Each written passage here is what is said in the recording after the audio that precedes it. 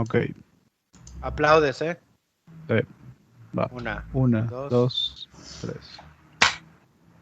Gente ilustre y bien ponderada, bienvenidos a un episodio más de Juli y Dondi hablan de películas. Yo soy Dondi y aquí está mi buen amigo Juli.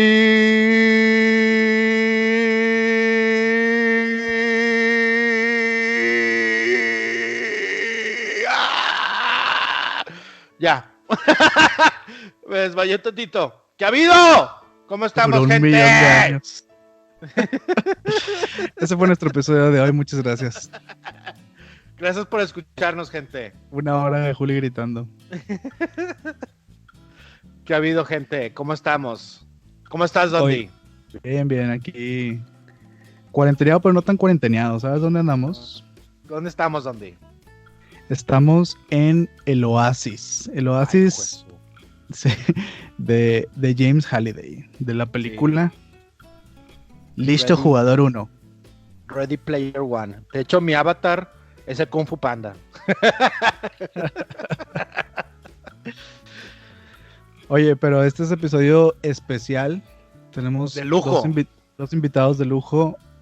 Ambos ya habían participado en nuestros episodios de mayor rating. Es correcto. De los más escuchados overall.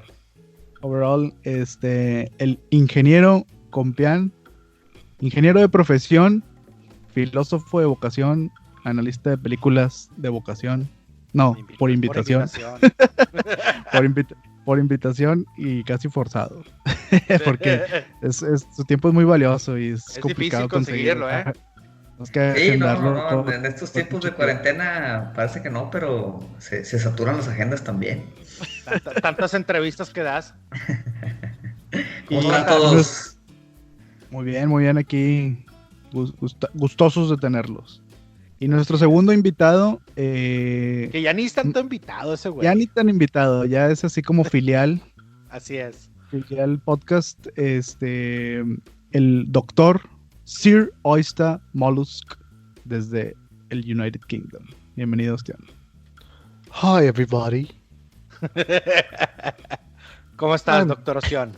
I'm Dr. Oyster. Ahorita que estábamos empezando, gente, estábamos diciendo que teníamos que tener un vaso de agua para estar hidratándonos.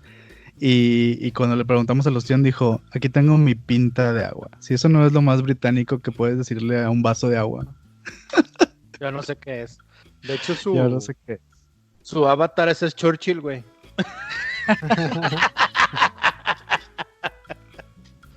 Es Benedict Cumberbatch. Es Cumberbatch. Ben Sadril Cabbage Poch.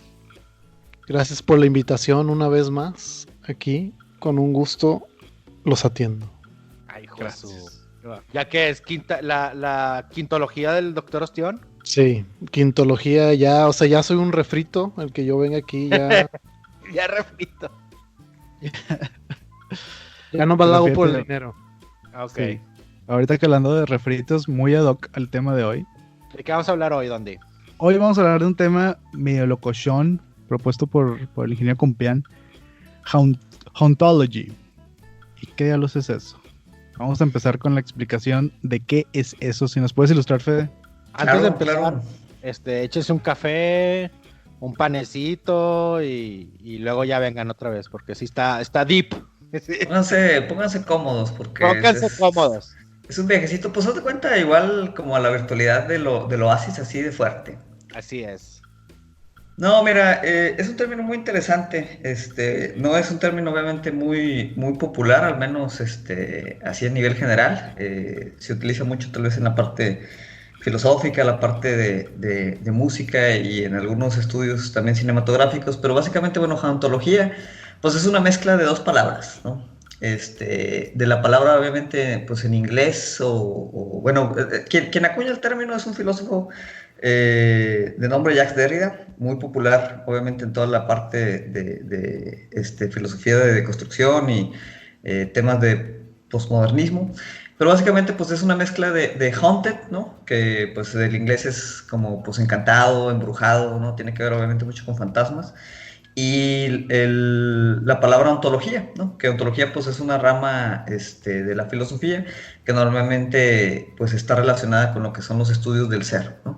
Entonces, al juntar ambas, ¿no? Haunted y ontología, pues se genera como hauntology, que suena muy similar en francés. Y pues básicamente es un concepto así muy, muy simplificado que pues trata de referenciar como una noción, ¿no? Fantasmagórica, de ahí la parte como del embrujo, ¿no? A las recurrencias del pasado, ¿no? Este término que pues Derrida es quien lo acuña, otro filósofo cultural contemporáneo de nombre Mark Fisher, es quien tal vez empieza a desarrollarlo un poquito más, y básicamente él para lo que utiliza el término, ¿no? Que otra vez no hay un consenso exactamente de cómo está definido, pero básicamente para lo que él hace énfasis es que pues este fenómeno que vemos como de retrofuturismo en la cultura, ¿no? Como de este tema pues, de los mismos refritos, ¿no? Se observa obviamente en la música, se observa en el arte, se observa en la estética y se observa mucho pues obviamente en la parte de las películas, ¿no? Entonces hauntología es como pues este concepto de nostalgia, de añoranza, de futuros perdidos que ahora vuelven otra vez, en este caso en las películas, pero pues ya no como una visión de un futuro nuevo, sino pues esto, como tal vez un refrito, un elemento nostálgico de temas anteriores, ¿no? Eso es así muy a grandes rasgos, lo que significa el término, ¿no? No sé si más o menos ahí se entiende, lo traté de poner así muy resumido. Sí, está muy a grandes rasgos. Yo creo que tiene que ver mucho con la película que también queremos hablar, ¿no? El Ready Player One, en donde en esta película están supuestamente en el futuro, pero están añorando el pasado. Y es muy similar a lo que tú dices de la hauntología, ¿no, Fede? Sí, ahí digo, así para ponerlo en un ejemplo muy fácil de entender, pues si nos vamos otra vez así a los 50, ¿no? Que obviamente pues ni tú ni yo habíamos nacido, pues en los 50, por ejemplo, cuando veías algunas series de la época, series futuristas, ¿no? Pues imaginaban, ¿no? Un mundo obviamente con carros voladores, con tecnología así de punta, edificios tipo pues, los supersónicos, ¿no? Por ejemplo, la misma caricatura de los supersónicos, ¿no? Eran como ejercicios donde se imaginaban pues futuros muy lejanos, ¿no? Y se veía una sociedad muy distinta tal vez de lo que se veía en ese momento, ¿no? Sí. Si tú ahorita ves o revisas mucho de esa estética, de esos futurismos, pues sigue presente, ¿no? Pero ya no lo vemos ahora como un futuro lejano o una visión de lo que podría ser la sociedad pues en años adelante, ¿no? Sino que lo vemos ya como un recordatorio de cómo se imaginaba antes la gente el futuro, ¿no? Así es. Entonces ahí el tema, por ejemplo, pues con Ready Player One, como tú dices, es que es una sociedad que está, pues creo que en el 2045, o sea, digo, no tan lejos de ahorita, pero pues es el futuro, ¿no?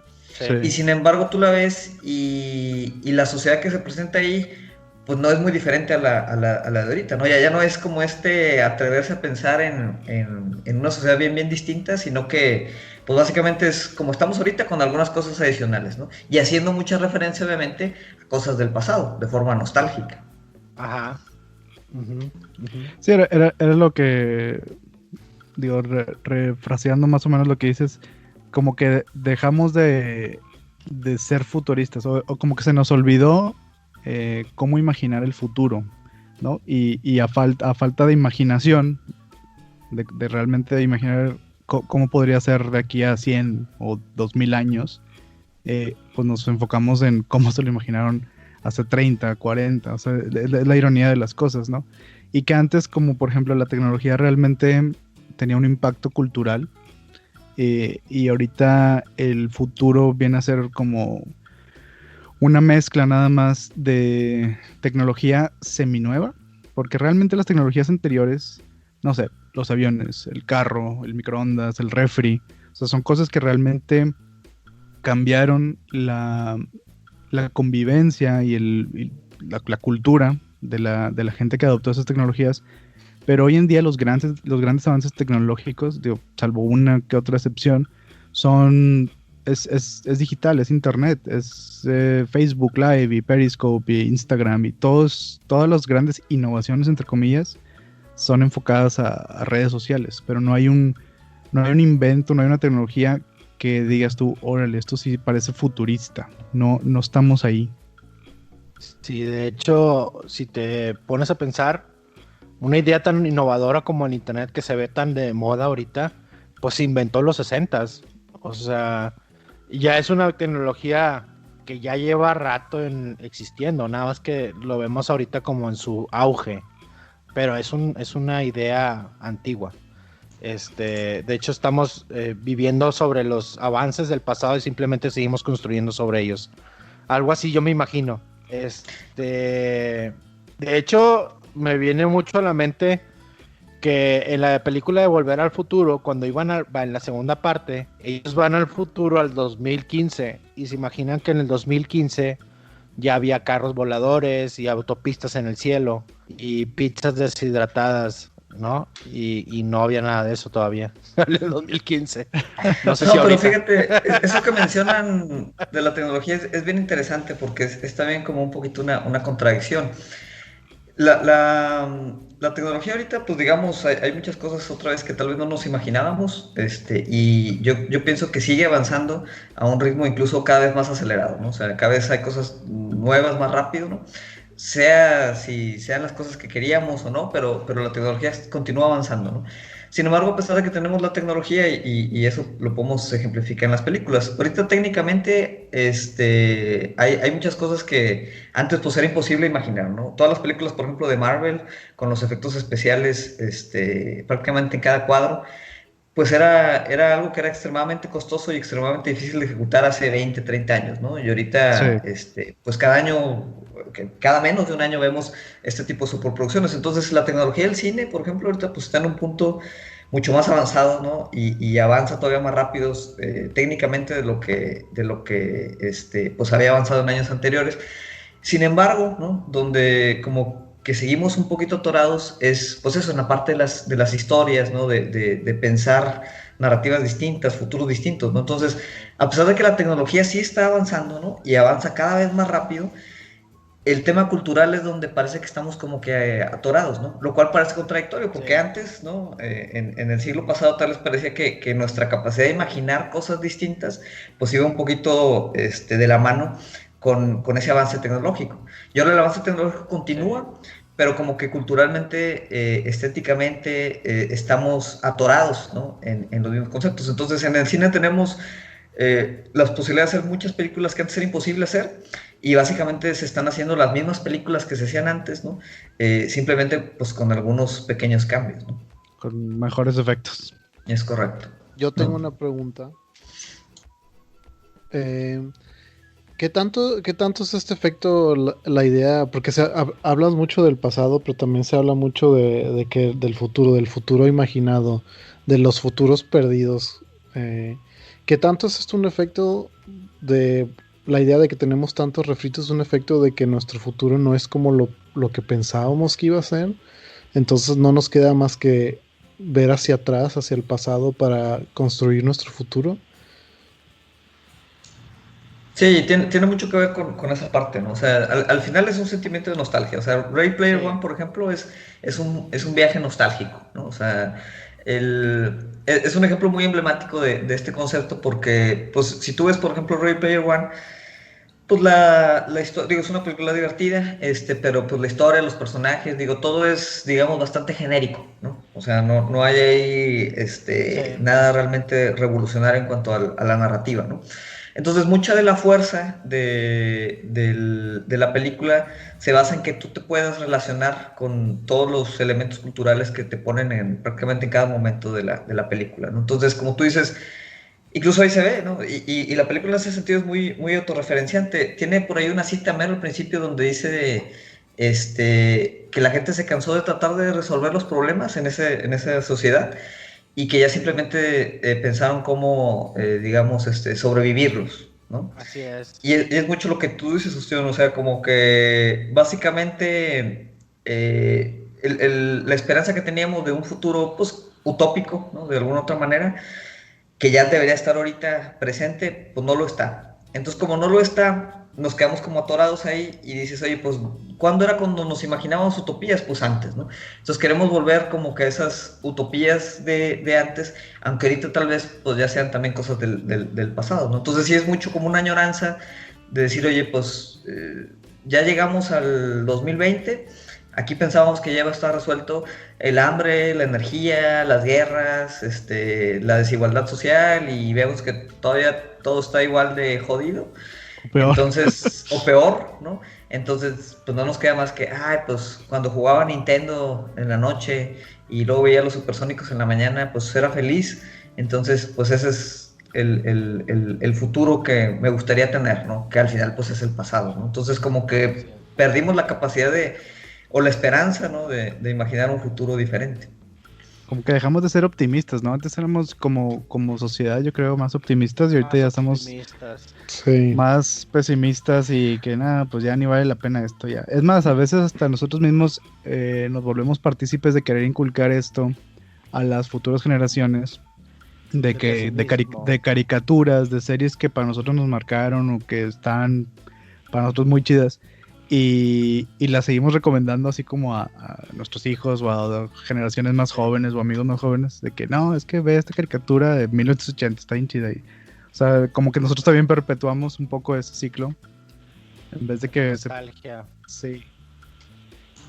Sí, Oye, yo De quería- hecho, quería- en episodios pasados, Dondi, yo creo que lo hemos platicado mucho de que ya sale, por ejemplo, la película del Rey León, la nueva, que es como tipo live action, y Sí, tiene ya. que competir inmediatamente con la película del 94 que fue animada, ¿no? Y es esa nostalgia que no nos deja avanzar, sino simplemente trabajar sobre lo ya hecho, que es lo que yo creo que está pasando. Y también, digo, si nos vamos un poquito a la política, es lo que está pasando ahorita. Muchos de la gente que votó por Trump, por ejemplo, votó por la imagen o el discurso de... ¿Te acuerdas cuando antes América estaba súper bien? ¿Te acuerdas cuando éramos unos chingones? ¿Te acuerdas cuando... O sea, era más el recordar el pasado en vez de invitarlos a, mira, vamos a lograr que esto mejore, ¿no? Y eso fue mucho la retórica de Trump.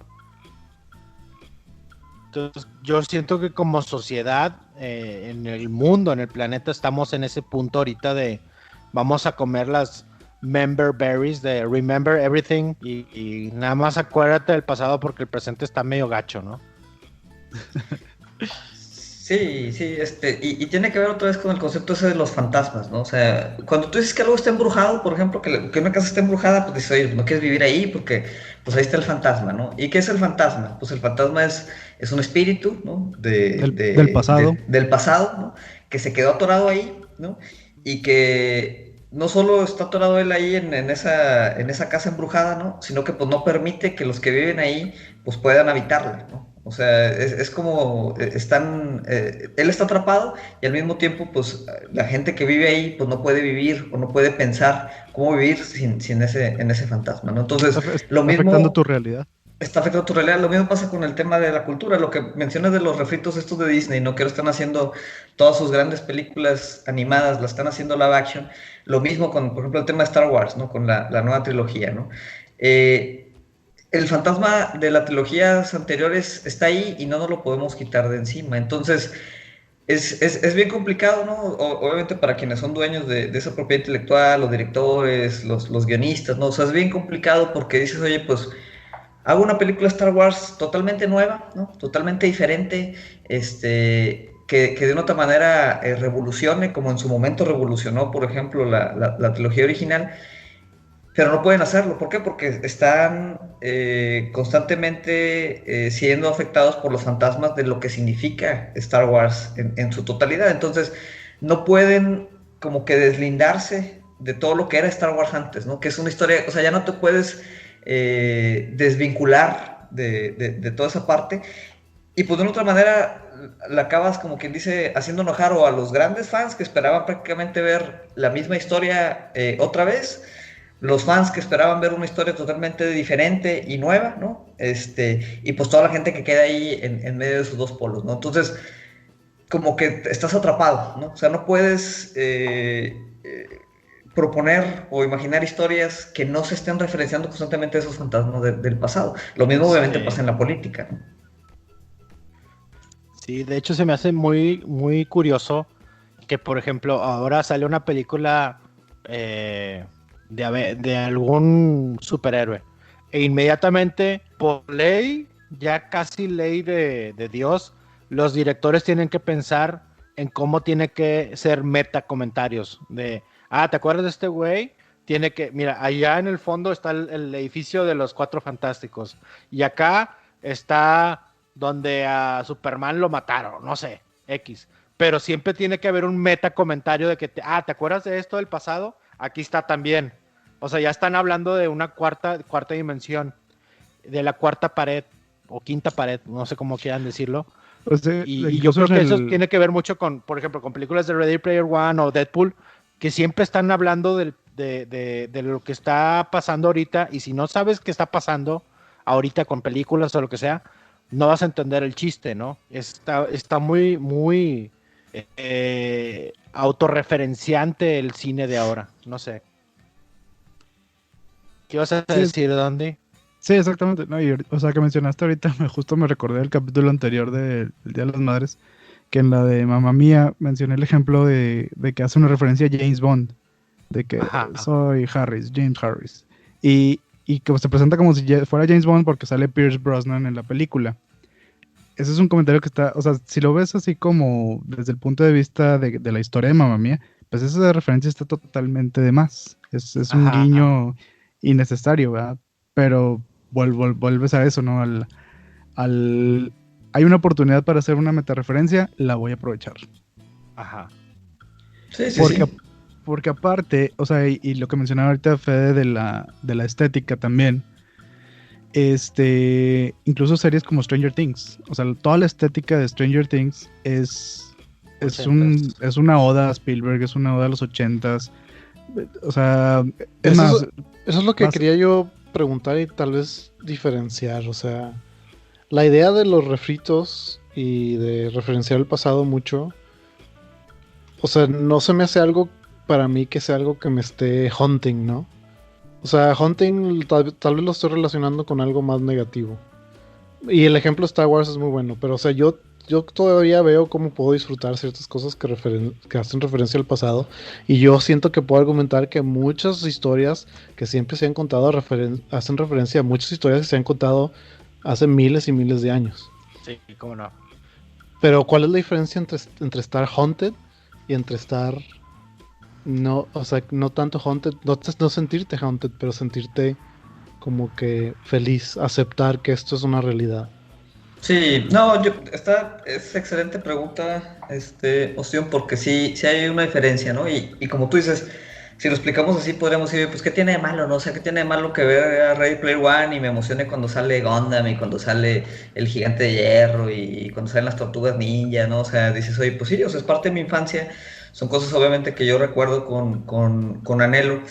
Y pues dice, oye, pues ¿qué tiene de malo, no? Como que quien dice tener un poquito de fanservice con la gente. Como tú dices, eso ha existido siempre. O sea, vamos a tomar el ejemplo, por ejemplo, de la novela histórica. Las novelas históricas, ¿no? En literatura, pues de otra manera son formas de ver historias del pasado, ¿no? Y obviamente hay muchas diferentes novelas históricas y cada una tiene diferentes méritos o impactos, pero... una de las características de una buena novela histórica es que mediante ese vistazo al pasado, ¿no? Te ayuda a ver pues, de forma crítica ciertas cosas del presente, ¿no? O sea, aunque sean tal vez ficción o obviamente una combinación ahí de literatura e historia, pues esas novelas del pasado te ayudan a reinterpretar, ¿no? De forma crítica tu presente, ¿no? Y luego lo relacionado con el tema, por ejemplo, del cyberpunk, que ahorita está de moda otra vez, ¿no? Pero el cyberpunk pues surge en los 60s, en los 70s, 80s, ¿no? En ese momento en el que surge, pues el cyberpunk era algo, digamos, novedoso, ¿no? Y así como las novelas históricas trataban de ver al pasado ciertos elementos para traerlos y evaluarlos críticamente en el presente, el cyberpunk era como un vistazo a un futuro, ¿no? Que no existía, ¿no? y obviamente eminentemente político, la literatura cyberpunk y las películas de cyberpunk, pues trataban de, mediante ese vistazo al futuro también, ¿no? Traer algo para ser críticos del presente, ¿no? O sea, cuando tú veías una distopia así, tipo la de Blade Runner, pues obviamente al pensar que ese podía ser nuestro futuro distópico, ¿no? Decías, oye, hay ciertas cuestiones políticas ahí que tú tratabas de evaluar en lo que estabas viviendo tú en los 80s, ¿no? Que era, por ejemplo, cuando se estaba consolidando todo el tema del neoliberalismo, ¿no? ¿Qué es lo que pasa o cuál es la diferencia con digamos, conceptos ahorita de películas como hauntológicas, como el caso de Ready Player One? Ready Player One es una combinación de otra vez un futuro, ¿no? Que hace referencia al pasado, pero ni su visión del futuro ni su visión del pasado, digamos, te traen nada para evaluar más críticamente tu presente, ¿no? O sea, no proponen, y no que tenga que proponer o sean moralizantes, o tenga que poner ahí una moraleja o algo, ¿no? Pero son como elementos muy vacíos, ¿no? ¿En qué sentido? Por ejemplo, Ready Player One, en las escenas finales donde, pues otra vez, hay una lucha, hay un conflicto, y en ese enfrentamiento pues salen el gigante de hierro, ¿no? Y Gundam, ¿no? Esos son dos símbolos, obviamente, que van al pasado, que no te los explican ahí y no te dan ningún contexto, que si tú no entiendes esa referencia o no estás familiarizado con ese concepto anterior, pues haz de cuenta que básicamente son avatares vacíos, ¿no? Que no ofrecen absolutamente nada en la narrativa, ¿no? O sea, en Que vez por cierto, yo de... nunca he visto Gundam ni el Iron Giant. O sea, sé que existen, pero para mí no me trajo nada de que, chido. Pero Es correcto. sabes quiénes son. Sí, sí sé que sé quiénes son, pero pues no me trae ningún placer verlos o lo que quieras es llamarle.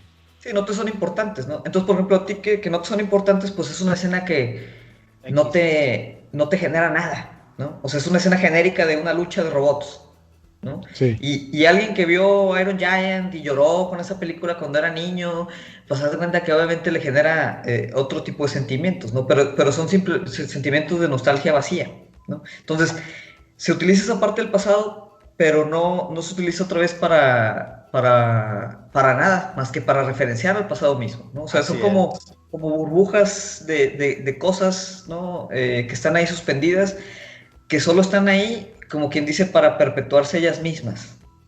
¿no? Ajá. Sí, de hecho, algo así muy similar pasó en la escena de la película más reciente de Star Wars, donde Kylo Ren tiene una visión y sale Han Solo y le dice papá, y Han Solo le dice I know.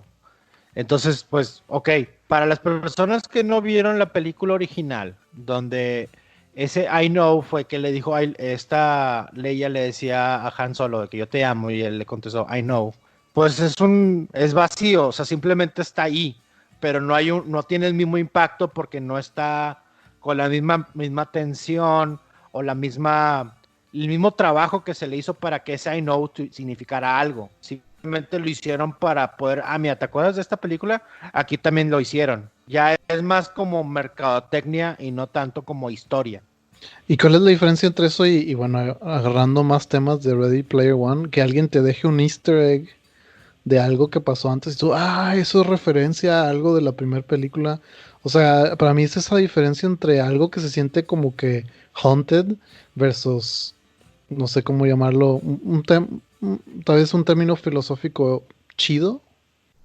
Sí. O sea, ¿cuál es la diferencia entre el haunted y el chido? Creo que eso es para mí el problema más... Obviamente eso es subjetivo, pero o sea, si tú ves como que un easter egg en una película que hace referencia a algo de tu pasado, puede ser algo, puede aumentar Agradable. agradable, puede ser algo que digas, estos creadores son como yo, o piensan como yo, o vivieron Sí, una vida como yo. Pero es que, por Y ejemplo, ahorita ya bueno, se está yendo al exceso, ¿verdad? Con Ready Player One es 1000 referencias que no tienen sentido, que no... No, de hecho, si te fijas, la película aún así en el exterior se referencia así sola, porque la mayoría de las propiedades que se muestran en esa película son de Steven Spielberg, y Steven Spielberg la dirigió y escribió junto con el autor Ernest Cline. Entonces, en sí es todo una referencia por sí sola a la película, ¿no? o sea, lo que yo también complementaría a lo que pregunta Sustión es, y no sé, esta es mi opinión muy particular, de que yo creo que la historia debe funcionar sin el easter egg. El easter egg tiene que ser la cereza, o sea, tiene que ser un extra que dices tú, chido que me lo dieron. Pero, por ejemplo, ahorita lo del Gundam que mencionabas de que pues, son robots vacíos, o sea, esos robots te deberían de haber interesado independientemente de que hayas visto Gundam y que hayas visto el Iron Giant.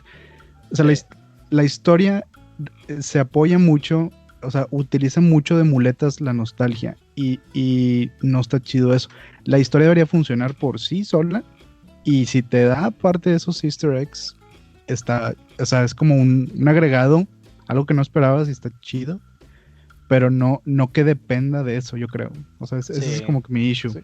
Para mí lo raro es que, perdón, Juli, nomás lo raro es que la historia dentro de Ready Player One, como que tiene eso de lo que estoy hablando, de como ya se me olvidó el chavo, ¿cómo se llamaba? Wade. Wade Watts, o sea, lo que él vivió a través de su Hero's Journey. Ajá. Es precisamente lo que yo estoy diciendo, como que él está encontrando easter eggs, él está encontrando cosas que hacen referencias a cosas que vivió el Halliday. O sea, su aventura sí se me hace como que es ese tipo de experiencia nostálgica buena. La película en sí, no. Sí. Ya. Sí. Pero volviendo al tema del Gundam, en el libro, porque yo sí lo leí muchas veces. No, ustedes pseudoaficionados. Yo también lo leí, pero está bien diferente el libro. Sí, está muy diferente, pero en el libro, por ejemplo, el Gundam es un Ultraman y el chavo se la pela para conseguirlo, o sea, no es nada más, ya tengo un Ultraman.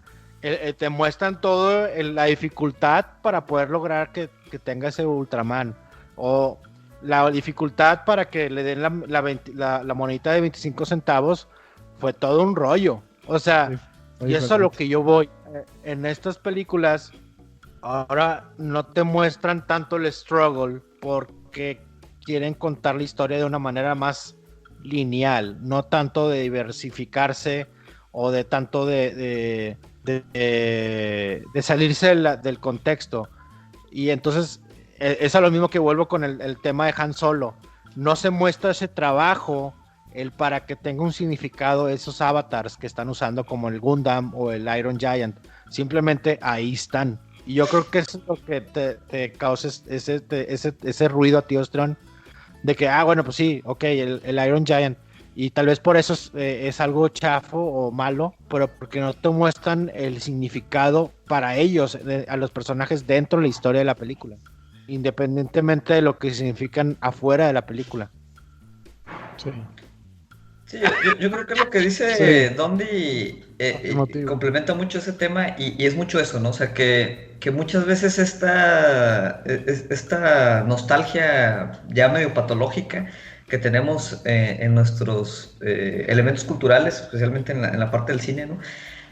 Pues hacen que otra vez las cosas no se sostengan por lo que son, ¿no? O sea, por la narrativa, por la película en sí, sino que se tratan de apoyar, ¿no? en toda esta referencia, ¿no? Que se vuelve ya casi infinita, ¿no? O sea, porque dices, ya, ¿cuántos niveles puedes tener de autorreferenciarte?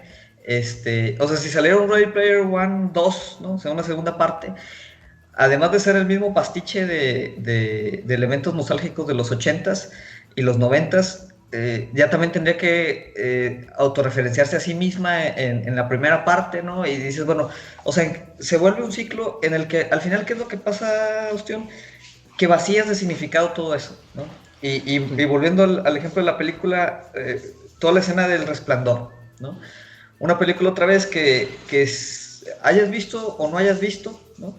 Pues de otra manera, lo que ves en Ready Player One, pues es como una parte congelada, ¿no? De una reliquia cinematográfica que puedes o no significar algo para ti, ¿no?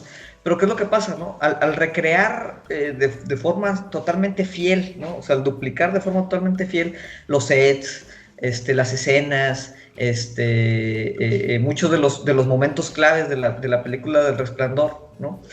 en un contexto que no tiene nada que ver con la película El Resplandor y donde lo que estás utilizando en la película El Resplandor es solo como que ese llamado al pasado, ¿no? O sea, básicamente lo que estás haciendo es que vacías de significado todo lo que la obra del Resplandor representaba. Entonces, la película El Resplandor ya no se vuelve una película de culto, ¿no? De una obra de Stephen King, y obviamente pues esta interpretación cinematográfica de Kubrick, sino que se vuelve simplemente como una escenografía más, ¿no? Un elemento unidimensional que no te dice nada y su única virtud es que se referencia a sí mismo, ¿no? Entonces, alguien que no vio El Resplandor, ¿no? Ahorita va a ver la película Ready Player One y va a pensar que El Resplandor es importante, no porque es importante, ¿no? En la parte cinematográfica, sino porque es culturalmente importante porque lo referenciamos mucho, ¿no? Entonces, eso hace que todo lo del pasado que tú estés trayendo para acá, pues otra vez, no lo traigas,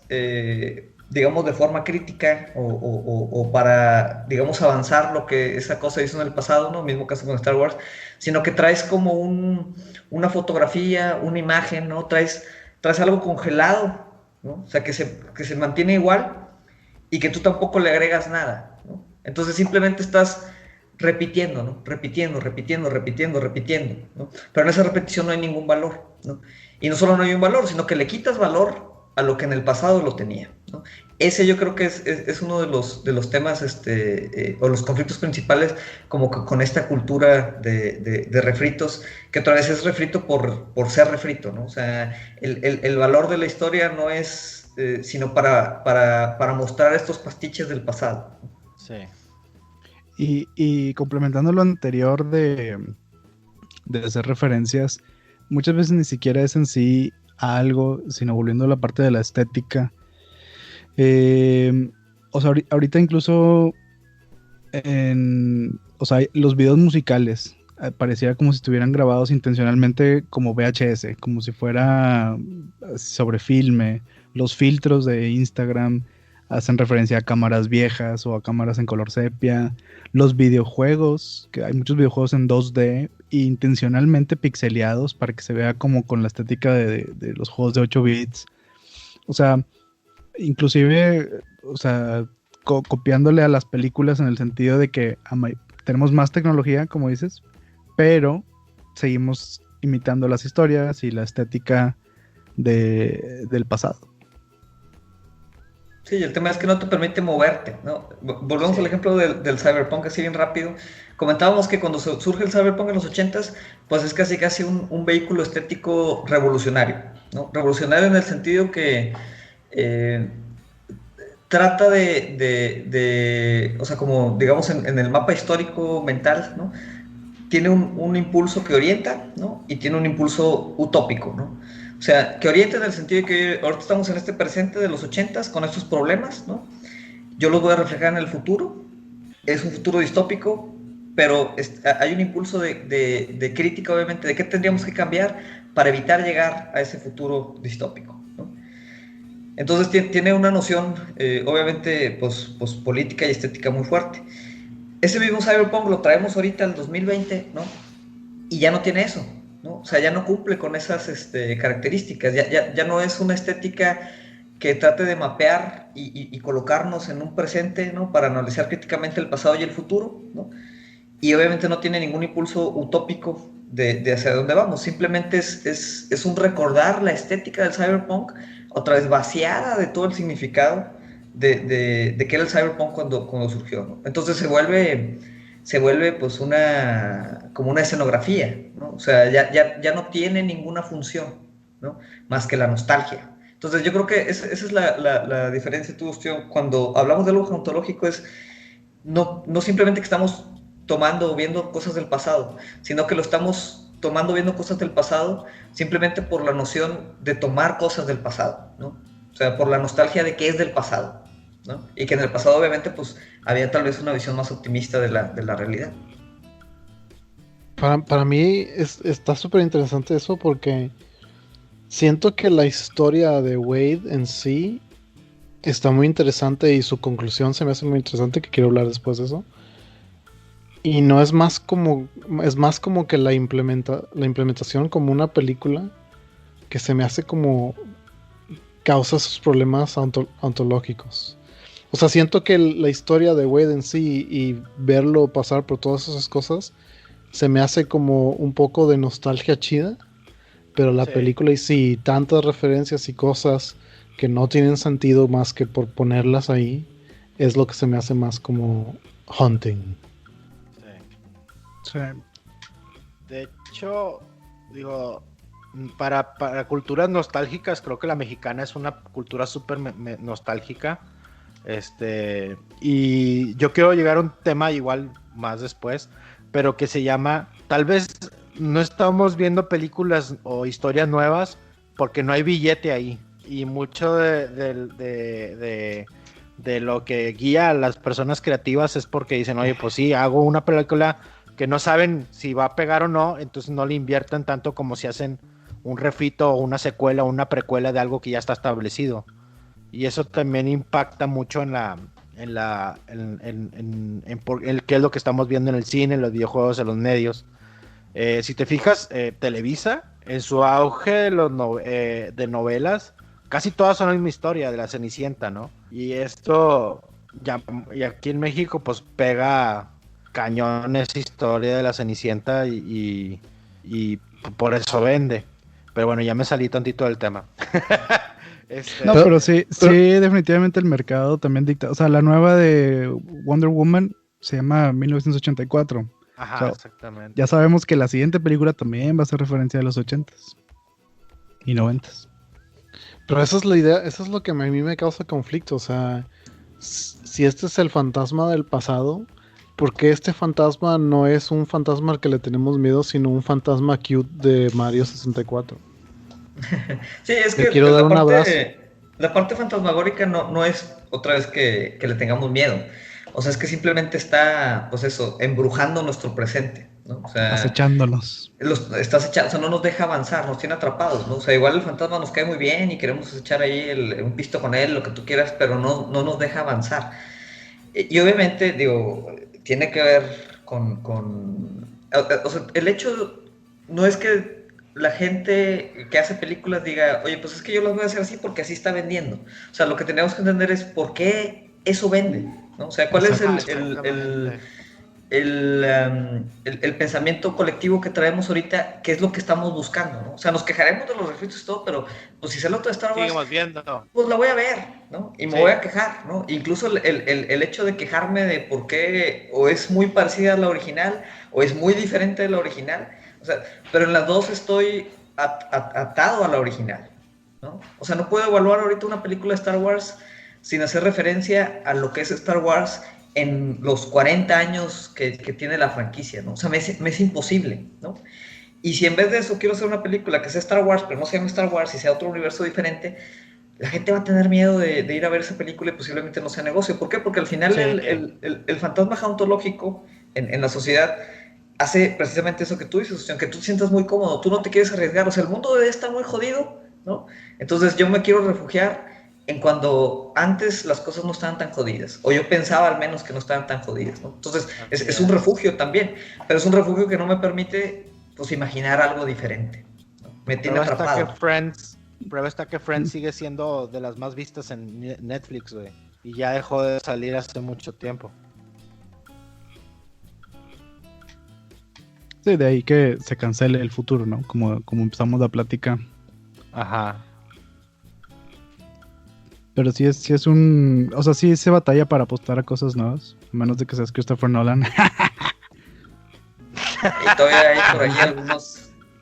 Sí, tenía que salir Nolan otra vez. Nada más me gusta, Juli, ver tu cara de reacción así de... Ay, di que no mencioné ahorita en Star Wars, no mencioné a Ryan. No. Ryan Johnson. Forever. Ryan Johnson es lo que pasa cuando quieres pelear contra todos esos conceptos, ¿no? Eso es lo que quiere, exactamente. Ryan Johnson fue el único que me dijo, ¿sabes qué? Tú, fantasmita de la nostalgia, fuck you. Al pasado. Y fue la peor para muchos de Star Wars. De hecho, yo estaba escuchando un podcast y era una persona que criticaba la nueva trilogía porque él decía, mira, yo no puedo separar la trilogía antigua y las nuevas. Lo que pasa en la nueva me está arruinando las trilogías del pasado. Porque significa que todo lo que pasó en el pasado en la trilogía, en las trilogías, no importa. Porque el emperador va a tener 1000 naves en un planeta. O sea, todo tu esfuerzo, Luke, no valió queso. Y eso a esa persona le causaba muchos problemas. Pues es Sí, que o sea, el emperador se lo sacaron de la manga, la neta. Y por lo mismo, o sea, porque el emperador en la última película no es más que un mecanismo para recordarte las otras tres. O sea, no tiene ninguna justificación narrativa, ¿no? Pero cuando pusieron el villano nuevo, ¿no? El Snoke, que tampoco obviamente les importó mucho desarrollarlo, ¿no? Pero pues básicamente la gente no se relacionaba con él, porque pues recordaba o lo veían como, pues es que Snoke es el nuevo Palpatine, ¿no? Entonces, como villano en sí, pues no podía existir desligado de lo anterior. Entonces al final dijeron, no, pues X, que vuelva a Palpatine. Y en esa última secuencia, ¿no? Donde está pues el emperador ahí con Rey y todo, pues es básicamente también un refrito de la última secuencia del regreso del Jedi, ¿no? Ahora mi pregunta es, o sea, ¿ya estamos así condenados a vivir en este ciclo?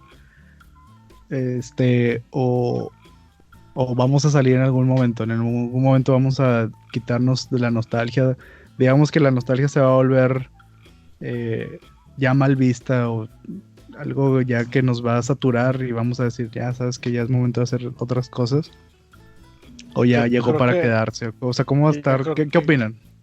Yo creo que, bueno, en mi opinión, yo creo que cuando llegue la generación Z a posiciones de que puedan dirigir algo, ya no van a borrar todo, güey. Van a poner películas de Fortnite, la película. O sea, les va a valer madre todos. Esos güeyes sí están bien desconectados de lo que están ahorita pasando en el cine. Esa generación sí viene bien distinta. No sé qué opinan los demás. Yo tengo una opinión medio rara, media más para conclusión, entonces no sé si dejarla para más tarde.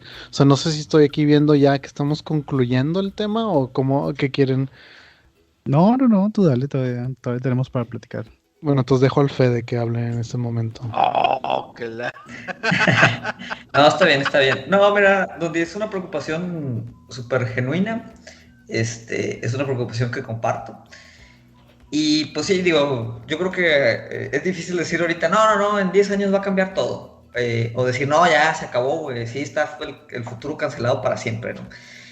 Y pues digo, lo único que yo podría opinar o recomendar es pues eso, tratar de entender, bueno, el fenómeno por qué persiste, ¿no? Y qué podríamos hacer para pues romper como que ese ciclo que ahorita pues nos tiene atrapados en como esa condición de no arriesgarnos, ¿no? Y no poder disfrutar nada que no esté pues referenciado directamente al pasado, ¿no? Y yo creo que lo que hay que entender primero pues es que el efecto que tiene este tema geontológico, ¿no? Y uno de los efectos que tiene sobre nosotros, ¿no? Nos demos cuenta o no, es que pues de otra manera perdemos nuestra como brújula histórica, ¿no? Cuando tú estás mezclando el pasado y el futuro y el presente, ¿no? Y los vacías de significado, como explicamos un poquito que se vaciaban con todas estas referencias, ¿no? Pues estás operando como que en un pastiche de tiempos, ¿no? Que están obviamente disfuncionales ahí entre ellos, y pues ya no sabes ni de dónde vienes, ¿no? Ni hacia dónde vas, ¿no? Sí. A mí me pasa, por ejemplo, y no sé si les pasa a ustedes, o sea, como que cuando yo hablo de mi infancia en los 80s y en los 90s, pues sí lo recuerdo como momentos históricos, ¿no? O sea, como un pasado, ¿no? Que se vivió y está, pues, 30 y tantos años alejado de nosotros. Uh-huh. Sin embargo, a partir de como el 2000, ¿no? Los últimos 20 años, como que batallo mucho para diferenciar esa parte del pasado. O sea, el 2000 también fue hace 20 años, pero todo el 2000 a la fecha siento que como que es el mismo tiempo, ¿no? Sí, se siente igual. Sí, se siente igual. Y tiene que ver con esto. Entonces yo siento que no me puedo a veces orientar. O sea, así como digo, sí, en 1988, pues no sé, salió Mega Man. pero en el 2003, oye, pues eso es una que pienso que fue el día de ayer. Entonces, cuando no tengo una forma de orientarme en el pasado, tampoco tengo una forma de orientarme en el futuro. Entonces, cómo podríamos salir tal vez de este ciclo vicioso? Pues yo pienso que tratando de generar, o sea, o al menos la gente que esté generando ahorita, tanto temas artísticos, temas cinematográficos, temas literarios, temas tecnológicos incluso, ¿no? O sea, generar como estos impulsos que nos orienten, ¿no? O sea, generar otra vez esas brújulas, ¿no? Que al final son también como nociones utópicas. O sea, para tú pensar un futuro, pues tienes que imaginar, pues, cómo quieres que sea ese futuro.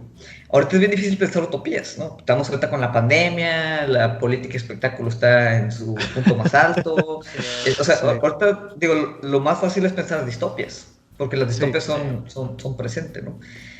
Pero pues es como la primera parte, o sea, si tú para generar un impulso utópico, el impulso utópico siempre es negativo.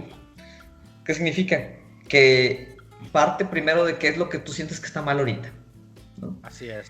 Entonces, si tú sientes ahorita que está algo jodido, ¿no? O sea, en términos ontológicos, en términos generales, pues yo creo que el impulso tendría que ser, bueno, atrevernos a imaginar cómo podría no estar jodido.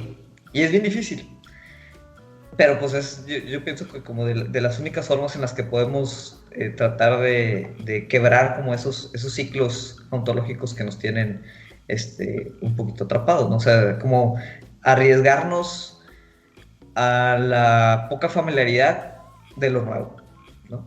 Pensando obviamente que eso nuevo pues puede que nos traiga cosas que sean mejores que ahorita, ¿no? O sea, atrevernos a imaginar cómo podrían ser las cosas mejores. Así ya para cerrar ese punto, ¿no? O sea, hablando de la pandemia, ¿no? Que no tiene obviamente mucho que ver con la parte de películas, pero tiene que ver como que con este pesimismo generalizado, ¿no? Ajá. Obviamente todo este debate de decir, oye, pues, ¿cuánto tiempo vamos a estar aquí todos en cuarentena? ¿Cuándo hay que reabrir la economía? Reabrir la economía obviamente hay riesgo de que se muera la gente, pero pues si mantenemos todo cerrado, pues hay riesgo de que la gente se muera de hambre, ¿no? Porque no está trabajando, ¿no? Y por ahí un tweet de esos múltiples tweets que quién sabe quién originalmente lo habrá posteado, pero decía, oye, ¿por qué soñamos tan pequeño, ¿no? O sea, ¿por qué tenemos que pensar o sacrificar vidas por una economía colapsante o sacrificar vidas por un tema médico especial? O sea, ¿por qué no podemos imaginarnos cómo podría operar la sociedad para que no nos moramos de coronavirus, pero tampoco la gente se muera de hambre? O sea, ¿por qué es tan difícil pensar en este 2020, ¿no? En algo que no sea muerte de un lado, muerte del otro lado, ¿no? Entonces, esa incapacidad incluso de pensar cosas así que tú dices, pues es muy obvio, ¿no? Que no queremos que la gente se muera, pues hablan de cómo hemos perdido la capacidad de imaginar pues, un futuro diferente. Sí, que era parte del ontology de lo que estaba leyendo, que es esta cuestión de no poder imaginar a largo plazo, que todo tiene que ser en el corto plazo y todo tiene que ser con soluciones ya probadas. Inmediatas. O sea, yo ahora sí quiero contestar la pregunta, o sea, todo eso que hice antes era para comprarme tiempo. Ya lo tengo. Lo que yo quería decir en parte es que la pregunta no tanto más filosófica como lo escribe más Fede de nuestra condición actual, más yo viéndolo más por el arte. O sea, la pregunta también es, ¿puede existir la originalidad en el arte? Y hay muchos argumentos que dicen no. Todo agarra del pasado y construye algo a través de eso. O sea, nosotros vemos como Star Wars como algo súper original y súper interesante. La verdad es que no era tan original. Muchas de las escenas, especialmente de las naves espaciales, venían de películas. La referencia que sí me sé es una película que se llama The Dam Busters, que era de un ataque que tenían que destruir se me fue el nombre en español, una presa. Sí. Tenían que destruir una presa con unos bombarderos Lancasters acá súper chidos. Y aparentemente es una de las películas favoritas de George Lucas. Y él quería hacer eso, pero en el espacio. O sea, él está agarrando del pasado y a lo mejor, bueno, no sé si esto sea cierto, pero a lo mejor gente que vio Star Wars probablemente a lo mejor pudo ver ese tipo de película y hacer la conexión de que era una película del mismo tipo que Dan Busters. O sea, obviamente I'm stretching it aquí, pero o sea, la verdad es que la originalidad en el arte no existe, todo agarra del pasado. Sí. Lo que veo yo diferente es que ya no es, o será que estamos tan informados, o será que tenemos tantas referencias que ya se hace como gimmicky. Es No que sé. es todo. Es que ahora tienes acceso inmediato al pasado. O sea, es como lo que digo, ¿no? O sea, sale una película y dije, este es el refrito de tal película. Y puedes ir a esa película y la ves. Antes Sí. no había eso. Antes era de que, pues salía en el cine y anda, vete si la vas a comprar en VHS o beta, ¿no? O en DVD o inclusive. O sea, tenías tiempo para que se te olvidara el pasado y veías las cosas y, mira, es súper nuevo. Y ahorita ya no. O sea, está tan accesible la información que no te permite tener ese tiempo de olvido, por decirlo así. Pero, y sí es cierto, o sea, todo el arte está basado en algo anterior, o sea, y Star Wars Sí. está basada, y Dan Buster seguramente estaba basada en, no sé, en algún texto griego y la Odisea de Homero, y, o sea, realmente todo se va a remontar. O sea, ¿cuántas Algo. películas de ahorita no son como, no sé, cosas que escribió Shakespeare, nada más que le cambian los nombres y los diálogos, pero la misma historia. Pero ahorita ya ni siquiera, o sea, por lo menos cambian el cómo contar la historia, no el qué. A lo mejor el qué va a ser lo mismo, el Hero's Journey o este viaje de redención del personaje principal. O sea, al final de cuentas, de eso se componen las historias y eso es así desde los que vivíamos en cuevas. O sea, sigue siendo un appeal a lo que nos hace humanos, pero por lo menos cambiamos en el cómo contamos las historias. Y ahorita ya ni el cómo, creo yo, se vuelve relevante. No, y la diferencia yo creo, o sea, yo estoy de acuerdo, nada es 100% original, es imposible, obviamente, que nos distanciemos de la historia completamente, ¿no? O sea, que algo surja por sí solo de la nada.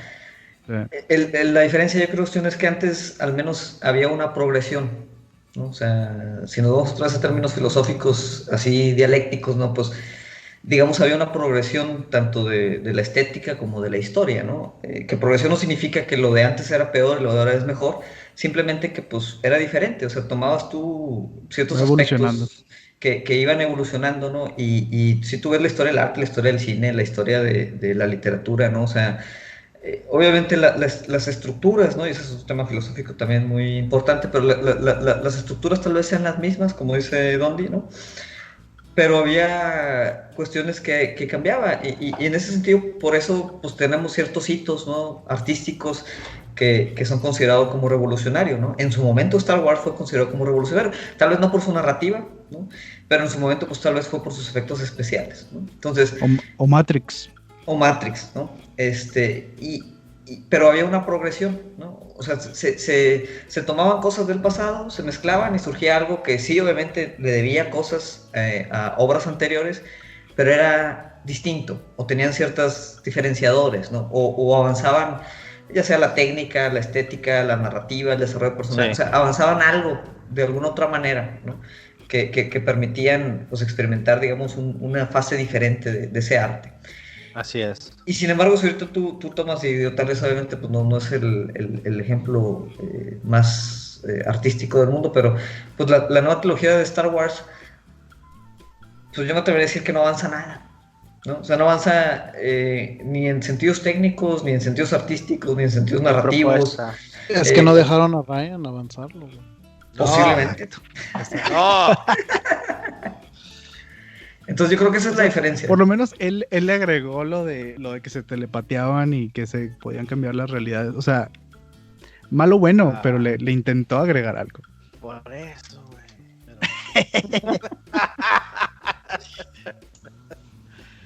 Volviendo a Ready Player One, porque luego me encabrono.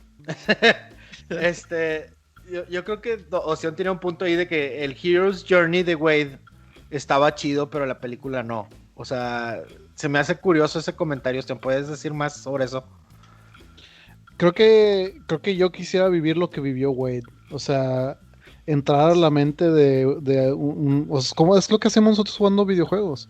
Entramos a la mente de Hideo Kojima y encontramos cosas que hacen referencia a sus primeros juegos. Y se nos hace súper interesante y empezamos a leer más de Hideo Kojima. Y creo que así hemos consumido arte por mucho tiempo. O sea, si leo, no sé, si leo Carlos Fuentes, pues quiero saber cómo fue la vida de Carlos Fuentes, por qué él escribía de esta manera. Si tienes si tienes algún pintor de por qué Van Gogh era como era, por qué pintaba como, o sea, quieres entender más y ver más de su perspectiva. Entonces para mí lo que hizo Wade era una película más de entrar a la cabeza de esta persona que es como un genio de los juegos, de los videojuegos. Sí. Y usando elementos que si tú juegas videojuegos conoces muy bien, el Easter egg, pues esa aventura de encontrar cosas, de que resolver puzzles y todo eso. O sea, todo eso se me hizo muy chido. Y era más como ignorar todas las referencias que pasaban sin ningún significado para poder disfrutar eso.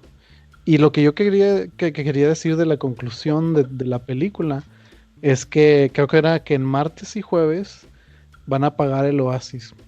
O sea, ahorita que yo estoy bien metido en toda la onda de mindfulness y todo eso, o sea, es parte del ser humano siempre estar acosado por tus fantasmas del pasado. O sea, tú puedes estar sentado haciendo cualquier cosa y de repente te acuerdas, híjole, me acuerdo en esa vez en prepa en la que dije esto y todos se burlaron de mí y tu corazón se empieza a acelerar, o sea, Sí. ¿y qué es la solución para eso? O al revés, te empiezas a preocupar por el futuro y especialmente en estos tiempos. Bueno, en estos tiempos puedes estar haciendo este tipo de cosas. ¿A qué pude haber hecho en el pasado? Porque en el futuro me va a ir muy mal. ¿Y qué es la solución para eso? Pues como que entender que eso va a pasar, que esos pensamientos van a pasar y concentrarte en el presente. Y eso mismo es la conclusión para mí de Ready Player One. O sea, no piensen en el pasado, no piensen en el futuro, tu Oasis. Lo que estás construyendo es apaga el Nintendo Oasis. Y el martes y jueves hay que concentrarnos en vivir en el presente. Así es. Entonces, es donde está el único lugar donde puedes conseguir una comida decente. Ándale. Sí, Pero eso es parte, es como disfrutar del presente, disfrutar del momento el que tienes tú ahorita, sin tener que hacer referencia al pasado ni al futuro. Me gusta mucho esa lectura, o sea que creo que sería una forma de reinterpretar la película muy buena, pero siento que la película misma no se permite hacer esa reflexión. O sea, todo el arco, si te das cuenta, de Ready Player One, tiene que ver con el gran conflicto del futuro de la virtualidad en la que están escapando de los problemas de la vida real, ¿no? Sí. O sea, el 100% de la película tiene que ver con el destino del Oasis, ¿no?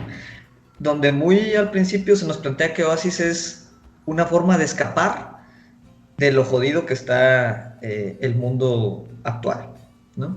Entonces a mí sí se me hace muy curioso que tú saques esa lectura, que es una lectura obviamente muy optimista, ¿no? Donde la película ignora la desolación y los problemas del mundo real, ¿no? Por un arco que tiene que ver todo sobre quién es dueño de esa virtualidad de escape, ¿no? O sea, quién es dueño de ese pasado, quién es dueño de esos fantasmas, quién es dueño de esa vehículo jauntológico que es el Oasis, ¿no?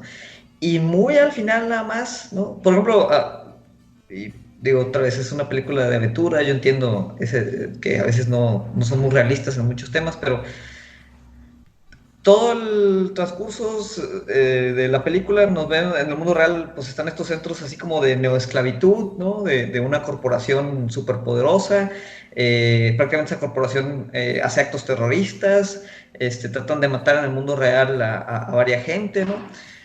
Y nada más hasta el final, ¿no? De repente aparecen policías, ¿no? Entonces, de repente ya cuando es un tema así ya casi legal, ahí sí vemos que hay una presencia de una autoridad que había estado desaparecida durante todo el resto de la película, ¿no? Que obviamente pues la película no construye casi absolutamente nada del mundo fuera del oasis, ¿no? Entonces, aunque digo, yo estoy de acuerdo con la conclusión que tú sacas como positiva de la película, yo creo que la película misma niega el hacer ese tipo de... O sea, ella misma, no sé si en un comentario autocrítico, o sea, se olvida de toda esa parte del mundo real, ¿no? O sea, nunca lo explica, nunca lo construye, nunca lo justifica, y solo hasta el final, ¿no? Hay cierta noción de que pudo haber importado, ¿no? No, sí, tienes razón. Se lo brincaron bien cañón, toda esa parte de donde explican que el mundo actual, pues, se cuenta que pues está hecho garras. Aquí te lo ponen más o menos bonito, donde todavía pueden comer y, o sea, pero pues realmente no explican, como dices tú, Fede, qué es lo que está pasando con el mundo, porque todo el mundo quiere salirse del mundo real. Y sí, fíjate que no lo había pensado así, o sea, no explican el porqué de todo ese tema, y creo que es porque aceleraron la película nada más para que fuera una peliculita, una historia de aventuras y ya. No pareciera tanto crítica del futuro. Pues creo que eso es lo que yo siento, que ahí detrás hay una muy buena historia, muy interesante comentario, y se volvió más como un Ontological Fest. Sí, que por ejemplo, no sé si ustedes que leyeron el libro, en el libro, digamos, hay más profundidad en ese aspecto, pero por ejemplo, esa sería la diferencia, tú, Ostión. O sea, si en la película o en el libro, ¿no? Que no sé si ahí lo hacen, este vehículo de fragmentos del pasado, este pastiche cultural, se utilizara para, pues en ese presente desolado del 2045, hacer una crítica que permitiera otra vez orientar un impulso utópico distinto, ¿no? del presente. Entonces dices, bueno, ya la película no es un vehículo ontológico, ¿no? Es una intención de realmente reevaluar el presente de forma crítica, utilizando obviamente cuestiones del pasado, ¿no?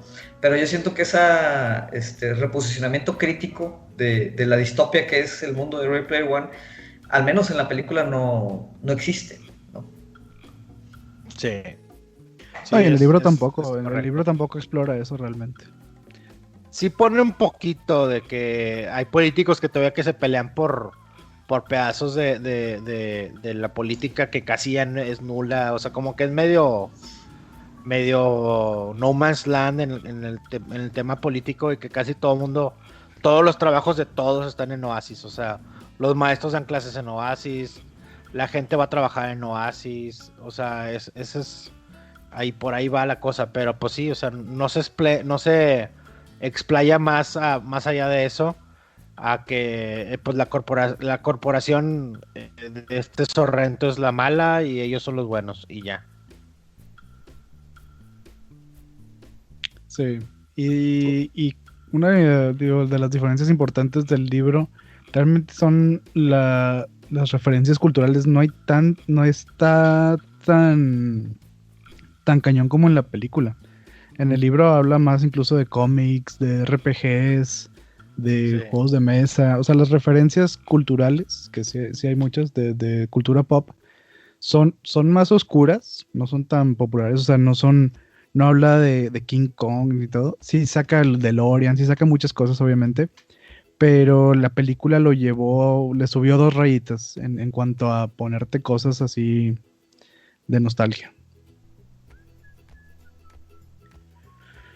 Pero me gustó tu interpretación, opción positiva de la película. O sea, la película es buena, la película es entretenida, la verdad. Si no la han visto, Cumple. Sí está entretenida, sí vale la pena, sí está chida. Sí.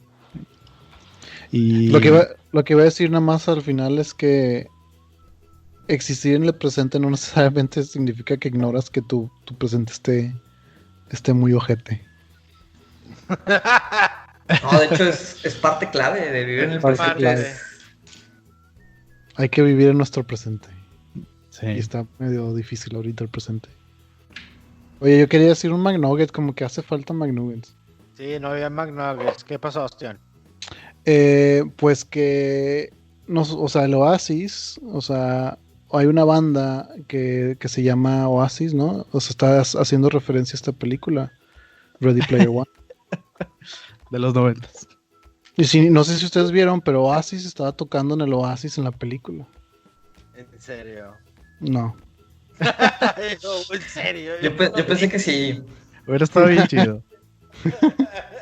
Meta. Hubiera estado bien chido.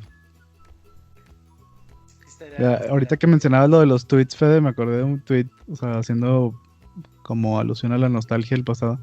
Porque hace unos años Pokémon Go estaba así, era el juego, ¿no? Todo el mundo estaba jugando Así es. Pokémon Go. Y en esos años justamente salió un disco nuevo de Blink-182.